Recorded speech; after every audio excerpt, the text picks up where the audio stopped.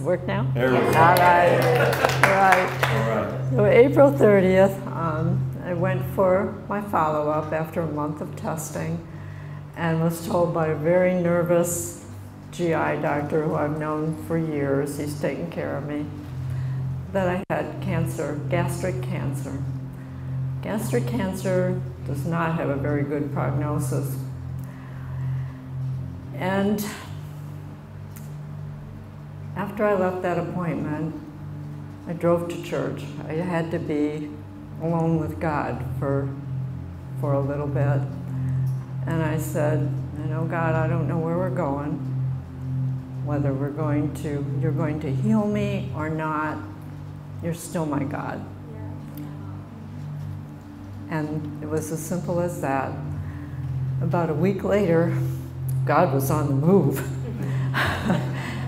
On a Tuesday morning, I was due for an appointment, I think, with the surgeon that day, and Pastor William prayed for me. What I did not know at that point in time was that he said he felt God come over him and around him to embrace this situation, and it was all God's words. Later that same night, there's more, there's lots more.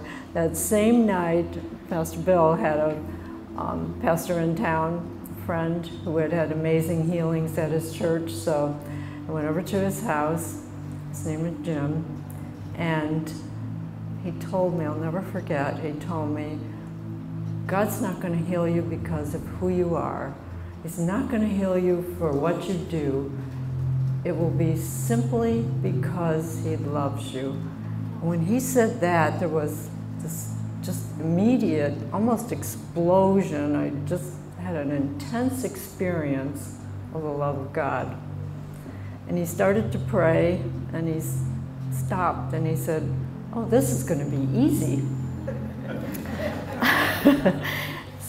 There's more. The same week, God was just amazing. That same week, Thursday night, Pastor William and about 6 other people were praying for me. I had a test the next morning, and I tangibly felt a hand on my head. Just felt it as a hand of protection. And later I said, who was touching my head? I said, no one. And that just, every time I thought about that, I shampooed my hair or whatever, it was just this overwhelming feeling of love that a God would reach down somehow and touch the top of my head to give me his reassurance. And there's more. About a week after that, I was greeting for Encounter, so I came into the team prayer. At this point, there were 2 people that knew what was going on. That was it. It was Kristen and Kim. And Kristen invited me to be prayed for. There was a little boy here on the floor, about 7 years old, making snow angels or whatever he was doing. And he got up to join the prayer, put his arms around around me, and as we were praying, he stopped and stepped back and took his little hand and put it directly on my stomach. Now, nobody in the room knew anything except 2 people. I was just amazed that God would use this little child to talk to me too. And then came the dark days. The chemo effects were overwhelming, devastating me. I spent a lot of dark days and dark nights wrestling with God. I knew what he told me. He reminded me of that every night. Remember what I told you. Do you believe it? Do you believe it? In the meantime, I'm reading the Gospel of John, all those miracles, and every time Jesus would say, do you believe it? Do you believe? And I clung to that, or the Lord clung to me. Pastor William reminded me to keep my eyes on Jesus and stay in a place of praise. I would come to worship, and I found that a song would just not leave me all week. It would play over and over and over in my head. And later, Kristen told me that the Father was giving her songs to sing over me. And kind of was just overwhelmed that a God would reach down, touch my head, and sing songs over me. Well, the chemo had failed, so I went to surgery, had my stomach removed. A week or 2 weeks after that, I went to see the oncologist, and he said, I was feeling pretty good about myself. I was recovering, and I'm feeling pretty good. And he shot a cannonball at me. He said, this is no longer stage 2. This is stage 4. You are only treatable. You're not curable. You're going to have to leave your job. I said, Doctor, I wanted to work a couple more years. He said, you might not be here in a couple years. So he said, you're going to need help, and I just painted this terribly dire picture.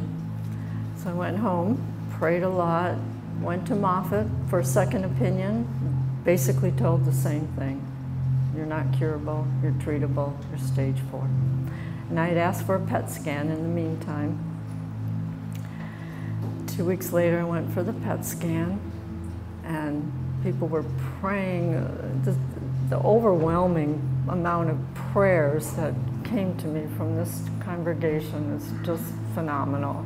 And I felt just the love and the kindness of God through all of you. I went for the PET scan. A week later, I went back, and I'm quite sure the oncologist was a little surprised. He walked into the room and he said, your PET scan's negative. There was no cancer.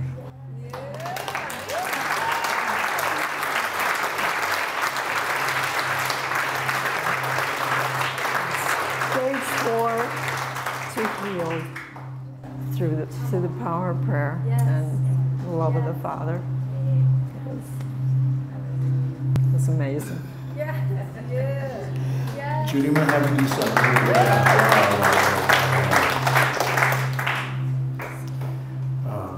to have you do something here.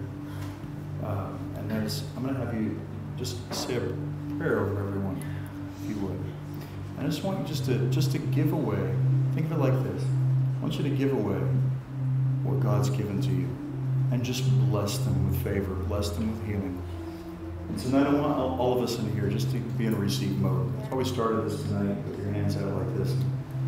And I don't know how you receive by faith, but according to your faith tonight, be it unto you. Not just in you, but through you. Because what I believe is this: if we can steward this well, if we can steward this with heart's brokenness, receiving the blessing of God, and with gratitude, then we can see this expand to the point where it doesn't matter who comes into this church. See, before, 2 months ago, somebody came in with stage 4 cancer. A lot of us never seen that healed before. You know what happens with stage 4 cancer? Now we have. Amen. Somebody now comes in with stage 4 cancer. You might light up like a light bulb and go, hey, we just got breakthrough in that. I still don't want us to ever forget that today we got breakthrough. That's right. In this church, we got breakthrough today. Yeah, that's right. That's right. So now, the next time an obstacle presents itself, it's not an obstacle, it's an opportunity for God to show up strong. And to show up strong, not just through Judy or William or I or whoever happens to be in here who's in ministry, quote unquote, but to all of you, for all of us. So I just want you to just pray a blessing, how you do it, your own languaging. And I want you to all let's just receive, as Judy just freely gives what was freely given. Okay. Heavenly Father, you've overwhelmed me with your love, with your healing. And I ask that you would extend that to every single person here. Your love, your healing, your very presence to fill them as you filled me, as you stayed with me in the dark nights. Stay with them and let them know that you are their God, that you do heal. Yes. And even if you don't, you're still our God. Yes. We love you. Thank you for singing songs over me. May every person be filled with praise and rejoicing as you sing songs over them. And we ask it all in the precious name of Jesus. Amen. Amen. Can you give the Lord praise tonight?